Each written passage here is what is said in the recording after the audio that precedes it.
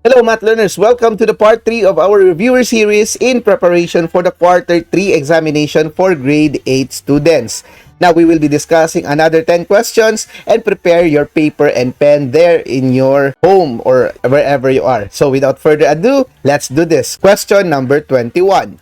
Find the equation of the line passing through the point 3, 5 with a slope of 2. Is it A, y is equal to 2x minus 1, B, y is equal to 2x plus 11, C, y is equal to 2x plus 5, or D, y is equal to 2x plus 3? I'll give you 5 seconds to think about your answer.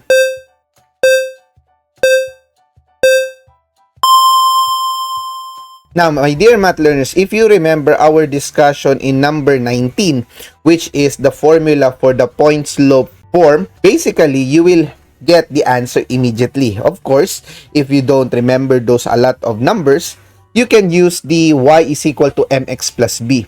Now, remember that the slope here is 2. So, therefore, mx, that will represent 2x. So, it did not eliminate any of the choices.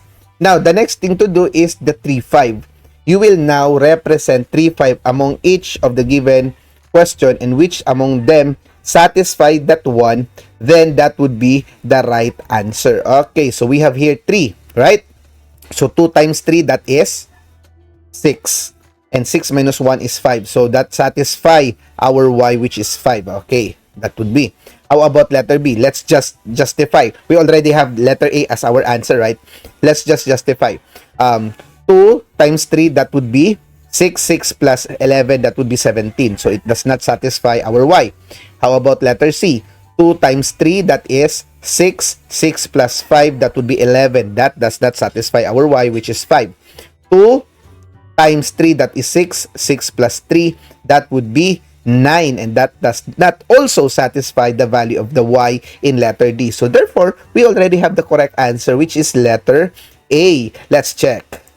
Alright, easy, my dear math learners. Now, let us go to question number 22. A line passes through the point 1, 4 with the slope m is equal to negative 3. Which of the following points also lies in this line? Is it A, 2, 1, B, 3, 0, C, 0, 6, or D, 4, 7? I'll give you 5 seconds to think about your answer.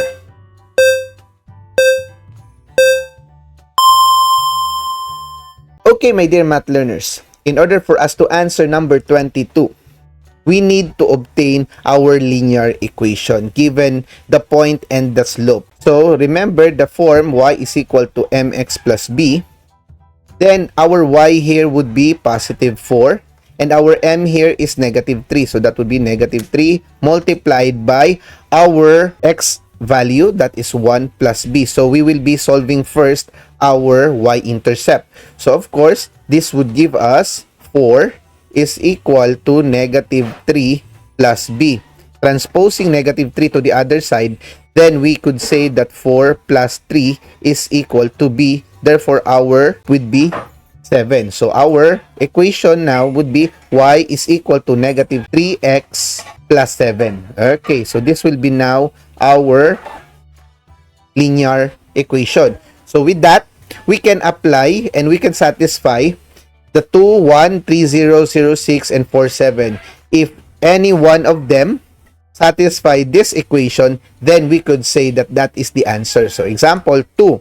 So, negative 3 times 2, that is negative 6. Negative 6 plus 7, that is positive 1. So, we already got the correct answer for this problem. So, the ordered pair 2, 1 already satisfied our linear equation. So, that is letter A. Let's check whether we are correct.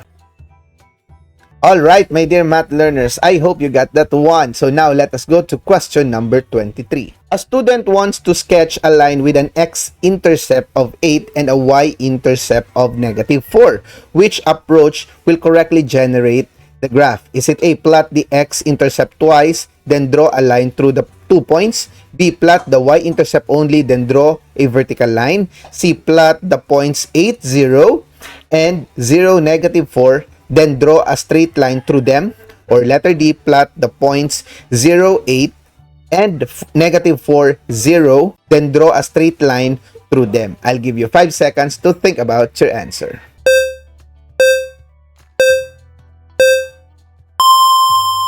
Okay, my dear math learners, first things first, you need to identify how to obtain the ordered pairs for x-intercept and y-intercept. Remember earlier that the y-intercept always have the value of 0 for its x. So that would be 0, negative 4 in this case. So therefore, in our given choices, the logical answer is letter C. Alright. So otherwise, for x-intercept, the value of y is 0. So that is 8, 0, and 0, negative 4. Letter C is the correct answer. Let's check whether we are correct. Alright, my dear math learners. Now, let us go to question number 24. A transportation engineer is mapping a straight highway on a coordinate grid. The highway must pass through the two intersections located at 2, 3, and 611. Which plan will most effectively produce an accurate graph of the highway? Is it A, plot one intersection and draw a horizontal line? B, plot the intersections and draw a curve? C, find the midpoint and draw a line through it? Or D, plot both intersections and draw a straight line? I'll give you 5 seconds to think about your answer.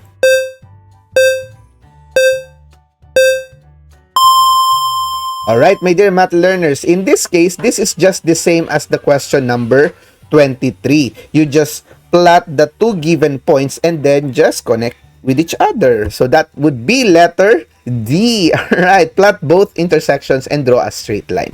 Let's check whether we are correct. Alright, easy, right? Now, let us go to question number 25. Which of the following is an example of a system of linear equations in two variables?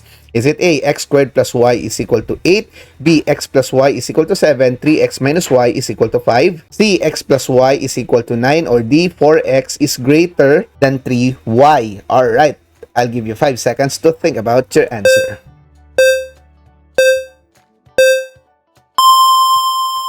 Okay, my dear math learners, this question is very easy because talking about system of linear equations, these are equations, linear equations that is at least two linear equations in two variables. And among the choices, only letter B is illustrating that. So the correct answer is letter B. Right, easy, right? Now let us go to question number 26. Which ordered pair is a solution of the system x plus y is equal to 8 and x minus y is equal to 4? Is it 3, 5, B, 5, 3, C, 6, 2, or D, 2, 6? I'll give you 5 seconds to think about your answer.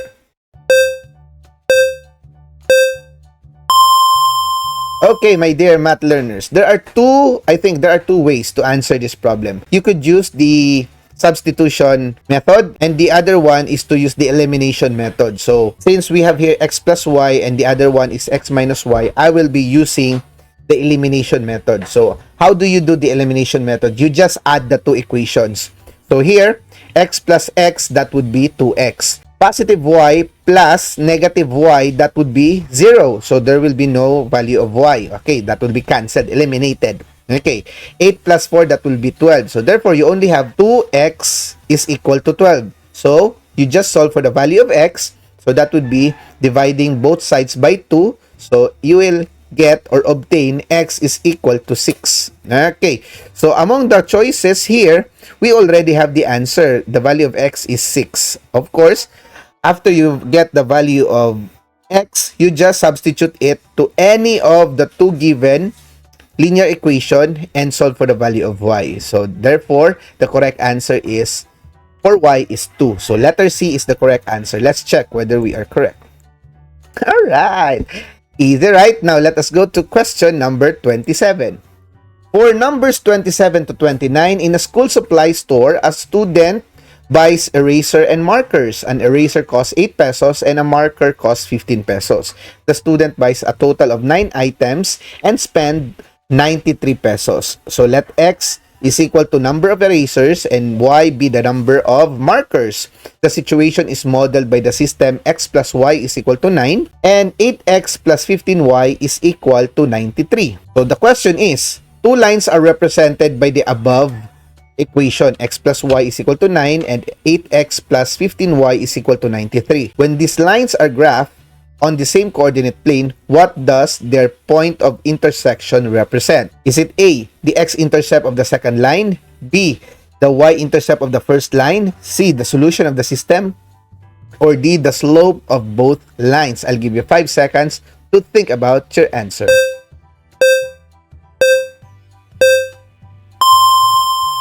Okay, my dear math learners, in solving the system of linear equation in two variables, when you obtain the value of x and y, that is basically the intersection of the two linear equations.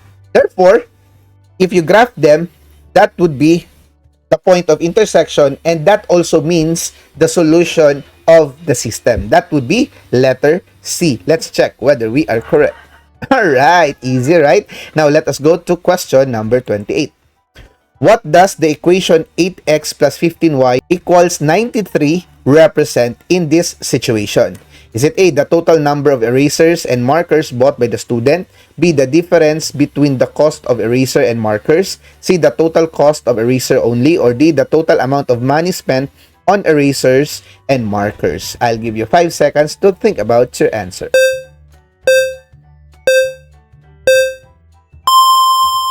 Alright, my dear math learners, remember that 8 here is the cost of eraser, while the 15 here is the cost of the marker, and the 93 here is the total spent amount by the student. So therefore, among the 4 choices here, we are talking about the total amount of money spent on erasers and markers. That is letter D. Let's check whether we are correct.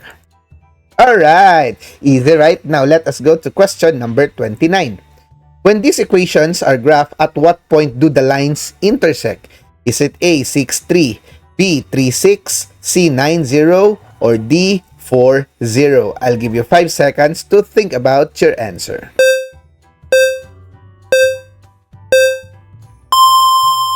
Okay, my dear math learners, in solving this system of linear equation in two variables, as what I've said, you can do two things. You can apply the substitution method, and you can also do the elimination method. So in this case, we have 8x plus 15y, while the other has x plus y. So you can, if you add them, you cannot eliminate them unless you multiply a certain number that would satisfy one elimination for a value, for a variable. Okay, so the best course of action here is to do the substitution. So how do you do that? So what you will do is you just transpose the y here to the other side, giving you that x is equal to 9 minus y. Okay, so that 9 minus y will be substituted to the value of x here in this given second equation. Okay, so that would be 8 times 9, that would be 72, minus 8y. So 72 minus 8y. Then what you will do is you just combine like terms. So that 72 will be transposed to the other side. So 93 minus 72, that will be 21. Okay.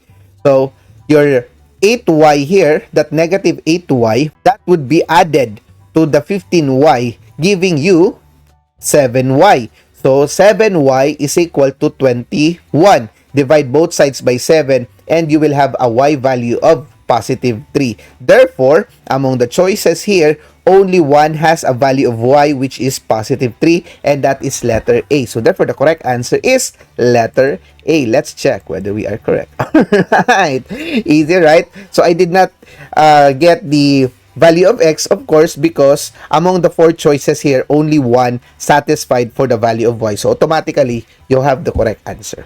I hope that is clear, my dear math learners. Now, let us go to question number 30. A system of linear equations may have one solution, no solution, or infinite many solutions. Which type of system has exactly one solution? Is it A, parallel system, B, inconsistent system, C, consistent and dependent system, or D, consistent and independent system? I'll give you 5 seconds to think about your answer. Okay, my dear math learners, for this one, the definition is very clear. In order to have exactly one solution, the two linear equations should be independent with each other and consistent. So the correct answer would be letter D. Alright, let's check whether we are correct. Alright, Easy. So now, my dear math learners, congratulations. I just like to congratulate you for finishing 3 parts of our reviewer series. And if this is still helping you, please click that subscribe button and share this to your fellow friends, classmates, and schoolmates. Now, without further ado, let's go to part 4, the last part of our discussion.